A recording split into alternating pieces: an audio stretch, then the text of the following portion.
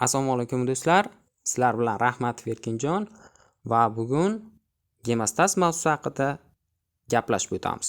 Bu mavzu nafaqat fiziologiya kursimizning, balki patologiya, terapiya kurslarimizning eng qiziqarli va klinik jihatdan muhim bo'lgan darsligi hisoblanadi. Nafaqat kursimiz doirasida, balki global ravishda gemostas patologiyalari muhim hisoblanadi. Chunki nega degan savol tug'ilishi mumkin. Hattoki 2019-yil dunyoni larzaga keltirgan COVID-19 virusi ham juda ko'plab qon tomir gemostazi bilan bog'liq asoratlarga sabab bo'lgan. Bu mavzuni o'zlashtirish orqali biz nafaqat antiagregantlar, antikoagulantlar farmakologiyasi, balki qonning reologiyasini buzilishi bilan bog'liq juda ko'plab kasalliklarni, ya'ni tromboz, emboliya, o'pka arteriyasi tromboemboliyasi va tromblar natijasida vujudga keluvchi boshqa kasalliklarni mexanizmini tushunishga bir qadam qo'yamiz va bularni yaxshi o'zlashtirishimiz uchun birinchi qadam fiziologiyasini mukammal o'rganishimiz kerak. Demak, dastlab gemostas so'ziga ta'rif beradigan bo'lsak, gemostas bu jarohatlangan qon tomirdan qon ketishini oldini olishga qaratilgan organizmning, demak, spontan fiziologik reaksiyasi jarayoni hisoblanadi. Bu qisqacha gemostas haqida ta'rif edi. Lekin aslida gemostas nafaqat qon tomirini oqayotgan qonni to'xtatishga qaratilgan jarayon, balki qonni muvozanatda ushlab turishda, ya'ni suyuq holatda ushlab turishda ham ishtirok etuvchi tizim hisoblanadi. Demak, gemostas jarayonini biz ikki qismga bo'lib olsak bo'ladi. Birlamchi gemostas hamda ikkilamchi gemostas. Birlamchi gemostasni boshqacha qilib biz qon tomir trombotsitar gemostas deb ataymiz. Ikkilamchi gemostas esa bu koagulyatsion gemostas hisoblanadi. Birlamchi gemostas natijasida birlamchi trombotsitar tiqin, ya'ni trombotsitar probka hosil bo'ladi. Bu tiqin unchalik mustahkam bo'lmagan va o'z tarkibida aytib o'tgandek qon tomir va trombotsitlarni oladi, ya'ni qon tomir ishtirokida kechadi va trombotsitlarni o'z ichiga oladi. Bu gemostasning asosiy vazifasi kichkina kalibrga ega bo'lgan qon tomirlarda, ya'ni mikrosirkulyator qon tomirlarda qon ketganda qonni to'xtatishga yaraydi. Ya'ni bu qon tomirlarda qon oqimi tezligi sekin, qon bosimi sekinligi sababli ular shu yerda ketayotgan mikrogemoragiyalarni to'xtatishga qurbi yetadi. Undan kattaroq bo'lgan kalibrdagi qon tomirlarda, arteriya yoki venalardan, demak, shikastlanish natijasida qon ketsa, bunda qo'shimcha ravishda birlamchi gemostasdan keyin davom etuvchi ikkilamchi gemostas kerak bo'ladi. Va ikkilamchi gemostas plazma ivish faktorlari asosida kechadi. Birlamchi gemostas natijasida hosil bo'lgan trombotsitar tiqin ikkilamchi gemostas natijasida hosil bo'lgan fibrin to'rlari yordamida mustahkamlanadi. Buni o'xshatishimiz mumkin. Olaylik, birlamchi gemostasni shunchaki g'ishtga o'xshatsak, g'ishtni ustiga ustma-ust qo'yib devor qurib bo'lmaydi. Ya'ni uy qurib bo'lmaydi. Devorni mustahkamlashimiz uchun g'ishtni orasiga sement qo'yamiz. Mana shu sement vazifasini bajaradi ikkilamchi gemostas natijasida hosil bo'lgan, demak, fibrin. Demak, gemostas jarayoni bir necha bosqichlardan iborat. Dastlab shikastlangan qon tomirdan qon oqadi. Demak, birinchi reaksiya oqayotgan qonni kamaytirishga qaratilgan vaskulyar spazm bilan kechadi. Ikkinchi bosqich bu adgeziya va trombotsitlar aktivatsiyasi hisoblanadi. Uchinchi bosqich bu agregatsiya. Undan keyin ikkilamchi gemostas boshlanadi, koagulyatsiya koagulyatsiyadan keyin retraksiya va reparatsiya va oxiri fibrinoliz bilan tugaydi. Demak, har bitta bosqich haqida birma-bir gaplashib o'tamiz. Demak, mavzuga kirishdan oldin dastlab qon tomir devori tuzilishi bilan tanishib o'tamiz. Qon tomir devori 3 qavatdan iborat. Bu tunika intima, tunika media hamda tunika adventitia. Tunika intima qavati bu eng ichki qavat, u endotelial hujayralardan iborat. Mana ko'rib turganimizdek, bu yerda ham yozilgan endotelial hujayralar ko'rib turibmiz. Va uni ostida, demak, fioletoviy rangda berilgani bu bazal membrana hisoblanadi. Bazal membrana ostida, demak, tunika media qavat, ya'ni silliq mushaklardan iborat qavatni ko'rishimiz mumkin. Va keyingisi eng tashqi qavat bu tunika adventitia, u biriktiruvchi to'qimalardan iborat hisoblanadi. Demak, birinchi navbatda gemostaz ishga tushishi uchun qon tomir shikastlanishi kerak bo'ladi va qon tomir yuzasidagi endoteliyalar ochilib qoladi.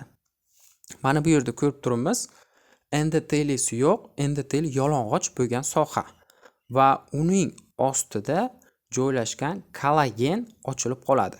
Mana bu to'r shaklida berilgan strukturalarimiz kollagen tolalari hisoblanadi. Demak, organizmning birlamchi reaksiyasi sifatida qon oqimini to'xtatishga, qon oqimini, demak, oqishini kamaytirishga qaratilgan reaksiya bu vaskulyar spazm. Birinchi navbatda boshlangan ekan vaskulyar spazmdan. Mana bu suratda ham ko'rib turibmiz qon tomir tuzilishini yanada, demak, ifodalangan holatda endoteliyni, undan keyin silliq mushaklarni va adventitsiya qavatini. Mana bu soha esa kollagen ochilib qolgan, ya'ni endoteliy shikastlanish natijasida kollagen ochilib qolgan soha. Demak, vaskulyar spazmning bir necha mexanizmlari bor.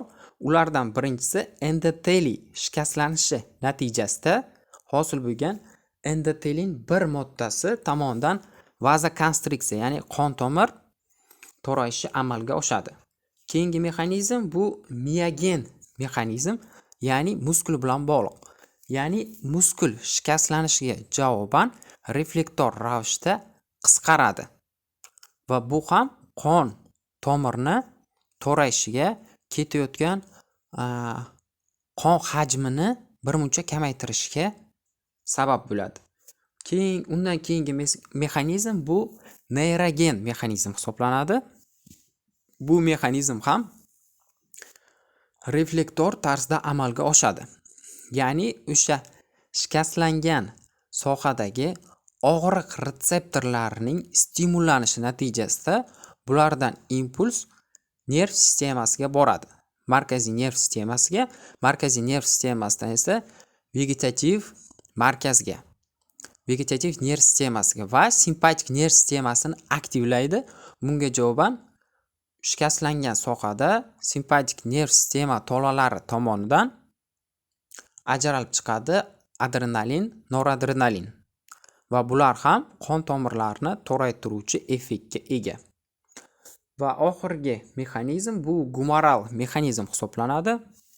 Bunda ishtirok etadi tromboksan A2, serotonin hamda adrenalin. Bular trombositni granulasidagi mediatorlar hisoblanib, bular ham vazokonstriksiya xususiyatiga, effektiga ega. Bular qanday hosil bo'lishi haqida mavzu davomida keyinchalik yana gaplashib o'tamiz. Demak, vaskulyar spazmni tushundik. Vaskulyar spazmdan maqsad qon tomir diametrini kichraytirish va oqayotgan qonni hajmini kamaytirishga qaratiladi. Undan keyingi ikkinchi bosqich bu adgeziya va aktivatsiya bosqichi. Adgeziya bosqichi nima degani? Adgeziya bu shikastlangan zonaga trombositlarning kelib birikishi. Demak, endoteliyalar shikastlandi va shikastlangan endoteliyalardan adgeziyaga javobgar bo'lgan faktor von Willebrand faktori ajraladi. Bular aynan endoteliyda maxsus granulalarda Weil palladi tanachalarda saqlanadi va endoteliy shikastlanish natijasida ular shikastlangan endoteliy yuzasiga chiqadi. Mana bu yerda ko'rib turishimiz mumkin von Willebrand faktori. Va endoteliy ostida biz aytib o'tdik, kollagen joylashgan. Ya'ni endoteliy ochilib qolgandan keyin uni ostidagi kollagen endi ochiq qoladi. Mana shu kollagen Willebrand faktori bilan birikkan holatda trombotsitlarga kelib birikadi. Aytib o'tganimizdek, adgeziya bu trombotsitning shikastlangan sohaga birikishi. Demak, Willebrand faktori ajralib chiqdi endoteliydan. Ular maxsus trombotsitda joylashgan glikoprotein 1B oqsili bilan birikadi. Nima yordamida? Aynan von Willebrand faktori yordamida kollagen glikoprotein 1B orqali birikishi amalga oshadi. Bu jarayon adgeziya deyiladi. Adgeziya bo'lgandan keyin ular aktivatsiyaga uchraydi. Ya'ni keyingi jarayonda aktivatsiyasi kuzatiladi va qon plastinkalarimiz o'zidan psevdopodiylarni hosil qilib, mana bunaqa shaklga aylanadi. Demak, buni nima aktivlaydi? Von Willebrand faktori va kollagen bilan birikishi natijasida hujayra ichida bir qancha zanjir reaksiyasi amalga oshadi. Bir qancha oraliq bosqichlar orqali hujayra ichida kalsiy miqdori, ya'ni trombotsit ichida kalsiy miqdori ortishi bilan jarayon kechadi. Va bu o'z navbatida trombotsitni ichidagi granulalarni parchalanishiga olib keladi. Xuddi semiz hujayra, leykotitlar tarkibida granulalar bo'lgani kabi trombotsit tarkibida ham granulalar bor. Bular hujayra ichidagi kalsiy miqdori ortishi natijasida aktivlanadi va trombotsitni mana shunaqa psevdopodiylar hosil qilishini ham ta'minlab beradi. Trombotsit granulalardan ajralgan ADF, ya'ni granulalar parchalanish natijasida ajralgan ADF hamda tromboksan A2 bular o'z navbatida agregatsiyasini ta'minlab beradi. Va bundan tashqari bular o'z navbatida yana boshqa trombotsitlarning aktivlanishiga va shikastlangan zonaga chaqirishga undaydi. Demak, mana shu mediatorlarimiz shikastlangan zonaga qolgan trombotsitlarni ham kelishini stimullaydi. Demak, granula tarkibini ko'rib chiqadigan bo'lsak, granula tarkibida alfa granulalar mavjud va dens granulalar. Dens degan zich granulalar. Alfa granulasi tarkibini ko'radigan bo'lsak, alfa granulasini F harfini mnemonika qilib olamiz hamda F harfi bilan bog'liq bir nechta faktorlarni demak ajratib olamiz, yozib olamiz. Alfa granulasi tarkibida fibrinogen, fibrinonektin, trombotsitni 4-faktori, faktor 4. Ya'ni trombotsitning 4-faktori mavjud va bundan tashqari von Willebrand faktori ham mavjud ekan. Bu yuqorida biz adgeziya bosqichida von Willebrand faktori ham ajraladi degandik. U von Willebrand faktori endoteliy shikastlanishi natijasida hosil bo'lgan bo'lsa, bu von Willebrand faktorimiz esa nimadan hosil bo'ladi? Trombotsitni parchalanishi, tarkibda granulalar parchalanish natijasida, ya'ni aktivatsiyasi natijasidan keyin trombotsitni ichidan chiquvchi biologik aktiv modda hisoblanadi. Bundan tashqari biz PDGF, ya'ni trombotsitlarni o'sish faktorini, TGF faktorini hamda P-selektinni ko'rishimiz mumkin alfa granula tarkibida. Endi dense granula, ya'ni zich granula tarkibida bir nechta mediatorlar bor. Bularni cache mnemonikasi orqali eslab qolamiz va bundagi C harfi demak kalsiy. Bundagi E harfi to'g'ri keladi ADFga, S harfi to'g'ri keladi serotoninga hamda H to'g'ri keladi gistaminga. Cache deb yodimizda saqlaymiz va har biri bitta demak biologik aktiv moddani anglatadi. Kalsiy, ADF, serotonin, gistamin va bundan tashqari yana bir necha moddalar bor. Buni mana bu jadvaldan ham ko'rib olishimiz mumkin. Demak, natijada endi trombotsitlar aktivatsiyasi yuzaga keladi. Va trombotsitlar aktivatsiyasidagi asosiy mohiyat bu yerda hujayra ichida kalsiy miqdorining ortishi, ya'ni trombotsit ichida va bu trombotsitning ichida kalsiy miqdori ortishi, aytib o'tganimizdek, granulalarni mana sekretsiya qiladi, ya'ni tashqi muhitga, o'zidan tashqariga granulalar ajratadi. Bu granulalar tarkibida biz aytib o'tdik, ADF bor, tromboksan bor. Xo'p, yana bir qancha agregatsiyada ishtirok etuvchi moddalar bor. Ko'rib turibmiz, bu moddalar o'zining maxsus trombotsit yuzasidagi retseptorlar bilan birikadi. ADF o'zining maxsus mana P2Y1 retseptori, P2Y12 retseptori, tromboksan retseptorlari, trombin esa par1, par4 retseptorlar orqali birikadi. Mana pastda esa biz adgeziyasini ko'rishimiz mumkin. Ya'ni kollagen birikkan von Willebrand faktoriga, bu birikkan glikoprotein 1B orqali trombotsitga. Mana shu jarayonlardan keyin aktivatsiya va keyingi bosqich agregatsiya amalga oshadi. Agregatsiya degani ikkita trombotsitning bir-biriga birikishi. Va bu birikish fibrinogen mostichligi, ya'ni fibrinogen most nima edi? Ko'prigi yordamida amalga oshadi. Trombotsit yuzasida glikoprotein 2B, 3A retseptori ajralib chiqariladi, ya'ni ekspressiya qilinadi. Bu qanday bo'ladi? Mana bu yerda eslaymiz. Demak, trombotsit aktivlanishi natijasida mana bu yuqorida biz aytib o'tgan mediatorlar tomonidan aktivlanadi va hujayra yuzasiga mana bu oqsil, ya'ni glikoprotein 2B, 3A chiqariladi. Va fibrinogen orqali ikkita trombotsit bir-biriga birikadi. Ya'ni agregatsiya natijasida qon ketayotgan sohada trombotsit kelib birikdi. Undan keyin u boshqa trombotsitlarni chaqirdi. Nima orqali? ADF, tromboksan, serotonin kabi moddalar yanada boshqa trombotsitlar aktivlab, ularni ham shikastlangan sohaga chaqirdi. Va bu yerda trombotsitlar ustiga bir-biri bilan yopishib, trombotsitlar tiqin, ya'ni birlamchi gemostaz natijasida hosil bo'luvchi trombotsitlar tiqinni hosil qiladi.